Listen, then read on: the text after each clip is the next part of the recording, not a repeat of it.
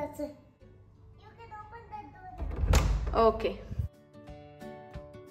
Thank you చెప్పు. So kids చెప్పేలాగా ఎలా చేయాలనేది డిసిప్లిన్ ఎక్కడి నుంచి వస్తుంది. So can you help me అని కానీ ఇంట్లో వాళ్ళకి కానీ సారీ థ్యాంక్స్ అనేది చెప్పాలి. అమ్మకి కానీ ఒక్కసారిగా నేను థ్యాంక్ యూ అమ్మా అని చెప్పలేదు, సడన్ గా వచ్చేస్తుంది ఐఎమ్ సారీ అనేసి కింద పడినప్పుడు. ఇంకోవచ్చు హస్బెండ్ అండ్ వైఫ్ కానీ థ్యాంక్ యూ సారీ చెప్పుకోవాలా అనేసి మీ ఎక్స్క్యూజ్ మీ అనేది ఎక్స్క్యూజ్ మీ అనేది అడిగేది కానీ చాలా ఇంపార్టెంట్. కానీ టీనేజర్స్ అయినా కానీ సేమ్ ఇదే బిహేవియర్ నేర్చుకుంటారు. ఎవరైనా తింటా ఉండి కిడ్స్ వాళ్ళు చూస్తే అలా చూడకూడదు.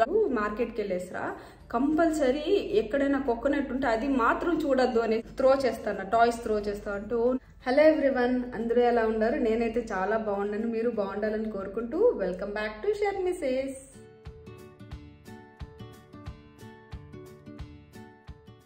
ఈ వీడియోలో మనము సారీ, థ్యాంక్స్, ఎక్స్క్యూజ్ మీ ఇలా ఏమంటారు బేసిక్ డిసిప్లిన్ అని అనొచ్చు మనము. సో మనం ఇది ఎలా కిడ్స్కి నేర్పియాలనేది ఈ వీడియోలో అయితే మనం చూద్దాం. సో మనం ఎప్పుడు చేసే ఒకే మిస్టేక్, ఇప్పుడు మనము ఎక్కడ సారీ థ్యాంక్స్ అంతా యూజ్ చేయము. కిడ్స్కి మాత్రం ఇప్పుడు ఎవరైనా మీ నేబర్ అనుకోండి ఒక టాయ్ ఇచ్చినప్పుడు థ్యాంక్ యూ చెప్పు అనేసి బేబీని ప్రెషర్ చేస్తాము. వాళ్ళు అప్పుడు ఫీల్ అవుతారు, నేను ఎందుకు థ్యాంక్ యూ చెప్పాలి, అమ్మ నాకు చెప్పలేదు, నాన్న చెప్పలేదు, ఎవరు చెప్పలేదు, నేను ఎందుకు థ్యాంక్ యూ చెప్పాలి అనేసి వాళ్ళకి ఫీల్ అవుతారు. మేబీ అప్పుడు చెప్పొచ్చు, ఇంకా పోతా అది బెస్ట్ ప్రాక్టీస్ కాదు. సో కిడ్స్ చెప్పేలాగా ఎలా చేయాలనేది నేను ఇప్పుడు చెప్తాను.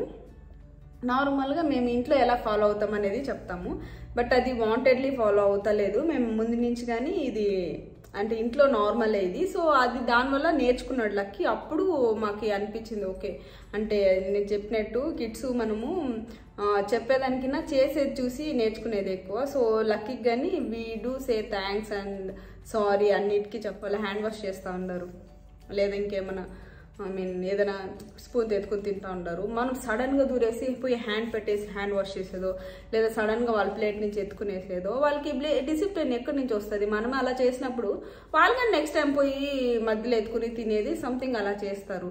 సో అటనేసి మీరు కరెక్ట్గా చేస్తే కిడ్ ఫుల్ అన్ని టైంలో కరెక్ట్గా చేస్తారని కాదు, బట్ ఆల్మోస్ట్ 90% మనం చేసే దాంట్లో తీసుకుంటారు. సమ్ టైం కిడ్స్ మేబీ అలా వెళ్ళి తీసుకునే టైం కానీ ఉంటుంది, బట్ ఆల్మోస్ట్ 90% మన చేతిలో ఉంటుంది. సపోజ్ ఇప్పుడు చూడండి, నేను ఎగ్జాంపుల్స్ చిన్న ఒక ఎగ్జాంపుల్స్ అయితే చెప్తాను. ఇప్పుడు లక్కీ ఏమైనా చేస్తూ ఉన్నాడు అనుకోండి, హ్యాండ్ వాష్ చేస్తున్నాడు, తను స్ట్రగల్ ఫీల్ అవుతున్నాడు. సడన్గా తను అడగకుండానే పోయి మనము తనకి హెల్ప్ చేసే స్టార్ట్ చేస్తాము. వాళ్ళు అప్పుడు అనిపిస్తుంది ఓకే నేను ట్రై చేయాలనుకున్నాను కదా, అమ్మ నాకు ఎందుకు హెల్ప్ చేసింది అనేసి వాళ్ళకి ఫీల్ అవుతుంది. కిడ్స్కి హెల్ప్ కావాలంటే వాళ్ళే అడుగుతారు. సో ఇప్పుడు సపోజ్ నేను కానీ చూడండి ఏమైనా చేస్తాను అనుకో, లక్కీ హెల్ప్ చేస్తావా అనేసి లక్కీని అడుగుతాను. సో తను కానీ కొంచెం స్ట్రగల్ అవుతాడు, లేదా లేదా వాళ్ళ నాన్న వచ్చి అడుగుతాడు, అమ్మ నాకు ఇది అవ్వట్లేదు కష్టంగా ఉంది, so can you help me అనేసి అడుగుతాడు. సో అది ఇక్కడ వచ్చేసిందా హెల్పింగ్ అడిగే ఇది కానీ ఇంపార్టెంట్. సో అది హెల్ప్ అడిగే ఇది వచ్చేసిందా. సో నెక్స్ట్ వచ్చి ఏమన్నా బై మిస్టేక్ నేను చేసి ఇప్పుడు మనం ఎలా అనుకుంటాము, మనం ఎందుకు కిడ్స్కి సారీ చెప్పేది థ్యాంక్స్ చెప్పేది, ఏమైనా చేసినప్పుడు ఎవరు కానీ ఏం చేసినప్పుడు బయట వాళ్ళకి మనం సారీ థ్యాంక్స్ చెప్పినప్పుడు ఈవెన్ ఇంట్లో వాళ్ళకి కానీ సారీ థ్యాంక్స్ అనేది చెప్పాలి. ఇది కానీ నేను ఏమంటారు సమ్ టైమ్స్ నేను ఎప్పుడు నాకు తెలిసిన మా అమ్మకి కానీ ఒక్కసారిగా నేను థ్యాంక్ యూ అమ్మా అని చెప్పలేదు, బట్ ఇప్పుడు నేను అది థ్యాంక్ యూ అని ఇన్నప్పుడు ఇంట్లో అప్పుడు నాకు చాలాసార్లు ఫీల్ నేను ఎందుకు చెప్పలేదు అనేసి అనిపిస్తుంది నాకు. సో మేము ఏమైనా మిస్టేక్ చేస్తే అది మేము లక్కీకి వెళ్ళి సారీ లక్కీ అని చెప్తాము. సో లక్కీ కానీ ఏమైనా మిస్టేక్ చేసినప్పుడు సారీ అమ్మ సారీ నాన్న అనేసి చెప్తాడు. అది మేము అడగకముందే తను చెప్తాడు. ఇప్పుడు అవుట్ సైడ్ కానీ వెళ్ళినాం అనుకోండి, సడన్గా ఏమైనా పడిపోతే ఐఎమ్ సారీ అనేసి చెప్తాడు. అంటే బై నేచర్ వచ్చేస్తుంది, అది తను కాన్షియస్గా థింక్ చేసి రావాల్సిన అవసరం లేదు. చిన్నప్పటి నుంచి అది ఫాలో అవుతున్నాడు కాబట్టి సడన్గా వచ్చేస్తుంది ఐఎమ్ సారీ అనేసి కింద పడినప్పుడు. సో ఏమైనా అలా అయినప్పుడు ఐఎమ్ సారీ అని మనం చెప్పాలి. ఆ కిడ్స్కి చెప్పినప్పుడు ఓకే ఈ టైంలో అమ్మ చెప్పింది, మిస్టేక్ చేసినప్పుడు మనం సారీ చెప్పాలి అనేసి వాళ్ళకి తెలుస్తుంది. సో ఈవెన్ థ్యాంక్స్ కానీ అనుకోండి, ఇప్పుడు మీరు ఏమైనా చేస్తా అంటే కిడ్ మీకు హెల్ప్ చేసినప్పుడు థ్యాంక్ యూ అనేసి చెప్పండి. అప్పుడు వాళ్ళకి చాలా ఇంకా మీరు వాళ్ళ ఫేస్ చూసినారంటే వాళ్ళు ఎంత స్మైల్ చేసి ఫుల్ హ్యాపీగా ఫీల్ అవుతారు. అమ్మ థ్యాంక్స్ అమ్మ చెప్పింది అనేది ఆ వర్డ్ ఏమని తెలియకపోవచ్చు, కానీ చేసినప్పుడు అంతా అమ్మ నాకు థ్యాంక్స్ చెప్తాంది ఓకే మనం కానీ చెప్దామనేసి వాళ్ళు కల్టివేట్ చేసుకుంటారు ఆ హ్యాబిట్. ఏమైనా చేసినప్పుడు థ్యాంక్ యూ చెప్తాడు. ఎగ్జాంపుల్ నేను ఇప్పుడు చూడండి మీల్ టైంలో నేను చెప్పాను కదా చిన్నప్పటి నుంచి ఎప్పుడు అమ్మకు చెప్పాను, అది మేము వాంటెడ్లీ కాదు, బట్ మా ఆయన వచ్చి నేను ఏం కుక్ చేసినా కానీ తినేటప్పుడు టేస్ట్ చూసి ఇది బాగుంది, థ్యాంక్ యూ, నేను ఏం కుక్ చేసినా నాకు థ్యాంక్ యూ కంపల్సరీ చెప్తాను. మనం అనుకోవచ్చు హస్బెండ్ అండ్ వైఫ్ కానీ థ్యాంక్ యూ సారీ చెప్పుకోవాలా అనేసి, కంపల్సరీ చెప్పుకోవాలి. ఎందుకంటే మన రిలేషన్షిప్ స్ట్రాంగ్గా ఉండాలి, బాండింగ్ ఉండాలి అంటే కంపల్సరీ సారీ థ్యాంక్స్ అంతా చెప్పాలి. మనం తప్పు చేసినప్పుడు సారీ చెప్పాలి. అండ్ ఏమైనా హెల్ప్ చేసినప్పుడు థ్యాంక్ యూ చెప్పేది కంపల్సరీ. అంటే మనము ఈజీ తీసుకుంటాం, మన హస్బెండే కదా మన వైఫే కదా అనేసి. సో అది కానీ మీరు బయట వాళ్ళకి అంత ఇంపార్టెన్స్ ఇచ్చినప్పుడు హస్బెండ్ అండ్ వైఫ్కి ఇంకెంత ఇంపార్టెన్స్ ఇవ్వాలో అది తెలుసుకోవాలి. సో మా ఆయన ప్రతిరోజు నాకు థ్యాంక్ యూ చెప్తారు, థ్యాంక్ యూ చిన్ని బాగుంది టేస్ట్ అనేసి ఏమైనా చేసినప్పుడు. సో లక్కీ కానీ సేమ్ వాళ్ళ నాన్నని చూసుకుని తను కానీ ఇప్పుడు అలానే అలవాటు అయినాడు. అమ్మ థ్యాంక్ యూ అమ్మ, బ్రేక్ఫాస్ట్ చాలా ఎమ్మీగా ఉన్నింది, థ్యాంక్ యూ సో మచ్ అమ్మ అంటాడు. నేను ఒకవేళ తనకి బ్రేక్ఫాస్ట్ ఇచ్చేసి వేరే ఏదైనా వర్క్ చేసుకుంటా ఉన్నా కానీ తను వచ్చేసి నాకు చెప్తాడు, అమ్మ థ్యాంక్ యూ అమ్మ చాలా బాగుంది టేస్ట్ అని చెప్పేసి వెళ్ళి తింటాడు. సో ఇది ఇలా అలవాటు అయింది లక్కీకి. సో ఇది అంటే కొన్ని మేము వాంటెడ్లీ కాకుండా తనే నేర్చుకునే సిచ్యుయేషన్స్ ఉన్నాయి. అండ్ ఇప్పుడు సపోజ్ చూడండి, స్నీజ్ కాఫ్ చేసినాం అనుకోండి, మనమే మనము హ్యాండ్ లేదా కర్చీఫ్ పెట్టుకొని స్నీజ్ చేయాలని కానీ మనం అనుకోము, అలానే చేస్తాము. కిడ్స్ కానీ సేమ్ అలానే నేర్చుకునే ఛాన్సెస్ ఉంటాయి.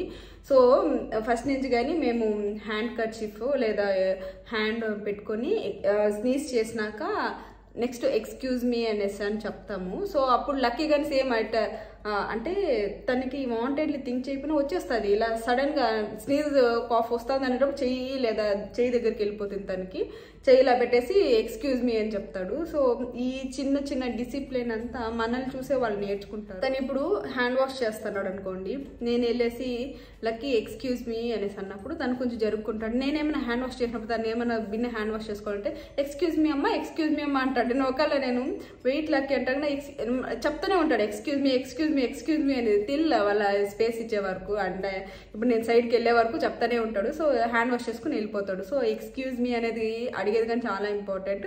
ఇప్పుడు అవుట్ సైడ్ కానీ వెళ్ళినాక ఏమైనా ఎక్కడైనా ఎవరైనా అడగాలంటే, ఇప్పుడు హోటల్కి రెస్టారెంట్కి వెళ్ళినామంటే కానీ రెస్టారెంట్లో ఏమైనా అడగాలంటే కానీ excuse me where is the hand wash, where is the washroom, so ఇవంతా తనే పెడతాడు, ఎక్స్క్యూజ్ మీ చెప్పేసి అడుగుతాడు. సో ఇది మేము చెప్పలేదు, మేబీ మేము చెప్పేటప్పుడు ఎక్స్క్యూజ్ మీ అని చెప్పినప్పుడు ఓకే వేరే వాళ్ళని అడిగేటప్పుడు మనం ఎక్స్క్యూజ్ మీ చెప్పేసి చెప్పాలి అనేసి ఒక థాట్ తనకు వచ్చింది. సో కొన్ని అయితే తనే ఓన్గా ఇంప్లిమెంట్ చేస్తున్నాడు. మేబీ ఇవన్నీ అన్నీ కలిసి అవి ఇదవుతుందేమో అటనేసి నేను లక్కీ పర్ఫెక్ట్ అనేసి నేను చెప్పను. లక్కీ కానీ సమ్టైమ్స్ చెప్పడు, సమ్టైమ్స్ చేయడు, but almost 85 to 90% compulsory every time ఇది చేస్తాడు lucky. Excuse me, sorry, thanks ఇవన్నీ కంపల్సరీ చెప్తాడు.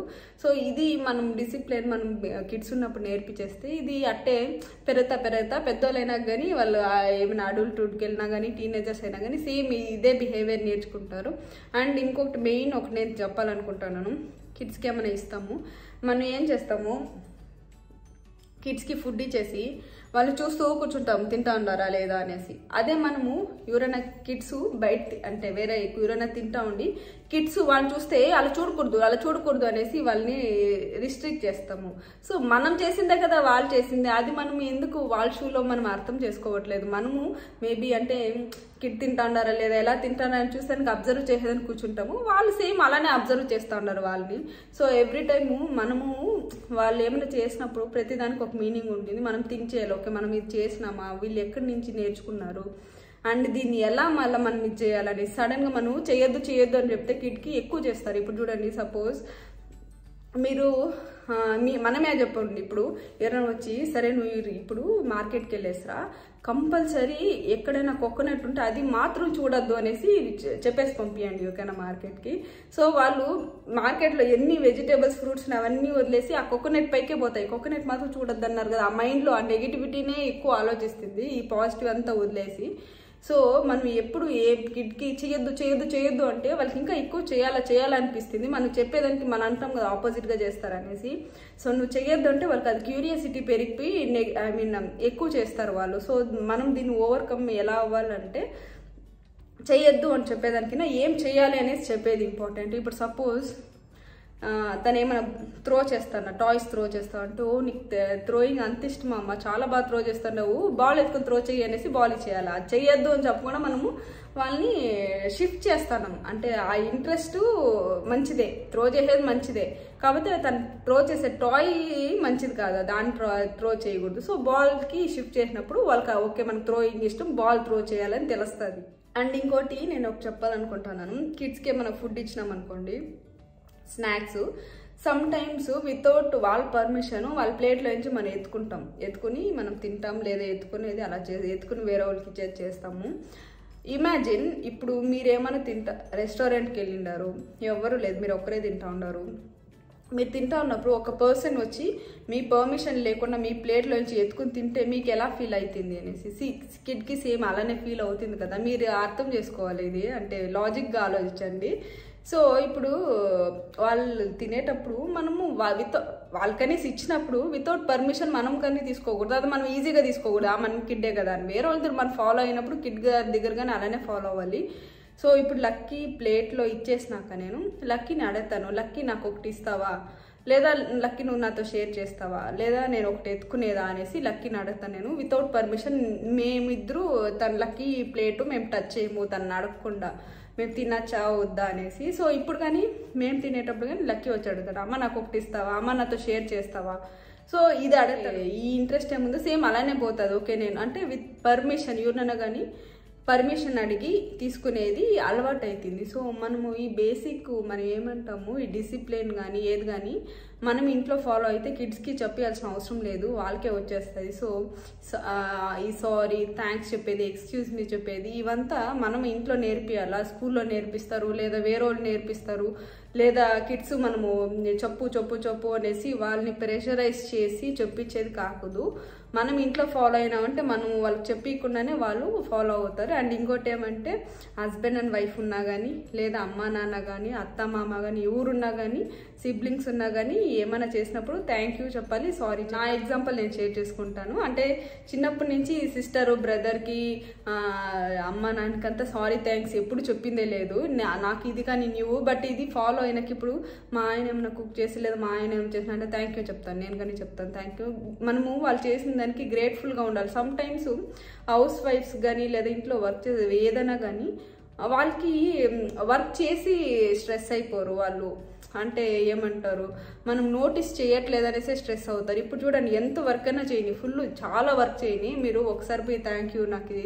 చాలా హెల్ప్ చేసినావు చాలా టేస్టీగా చేసినావు అని ఒక్క పాజిటివ్ వర్డ్ చెప్తే వాళ్ళు చేసిన వర్క్ కష్టం అంతా పూడుస్తుంది నార్మల్గా ఎవరు కానీ నువ్వు ఇంత కష్టపడినావా అనేసి అనాలని ఎవరు అనుకోరు కాకపోతే వాళ్ళు ఏమంటారు వాళ్ళు చేసిన దానికి మనము గ్రాటిట్యూడ్ చూపించాలనేసి వాళ్ళు ఎవరు కానీ ఫీల్ అవుతారు నేను కానీ మీరు కానీ ఎవరు కానీ అదే కానీ ఫీల్ అవుతాము సో మనం అది ఇంట్లో ఫాలో అయినప్పుడు మన కిడ్స్ కానీ అవే నేర్చుకొని వాళ్ళు ఫాలో అవుతారు సో ఇవైతే హెల్ప్ అవుతుందని అనుకుంటాను నేను మేము డ్రెస్ చేంజ్ చేసుకోవాలని డ్రెస్ ఎత్తుకుంటే చాలు తనకు తెలిసిపోతుంది మనం చెప్పాల్సిన అవసరం లేదు ఐ వెయిట్ అవుట్ సైడ్ అని వెళ్ళిపోతాడు why are you going outside your dress. No, that's it. Okay, I'm changing my dress. That's why you're going? Yes. Okay, baby. Thank you. When I get by, I'll come this room. Okay. After I complete, I'll tell you. Okay. Thanks for waiting. Yes, what, Lucky? Can you open the door? Please wait. Why? Inka avaledu. No, that's why. Lucky. Yes, done. You can open the door. Thanks for waiting. Lucky. Done? Not yet? Shall I open the door? No? Okay, baby. What, Lucky? You can open the door. Okay.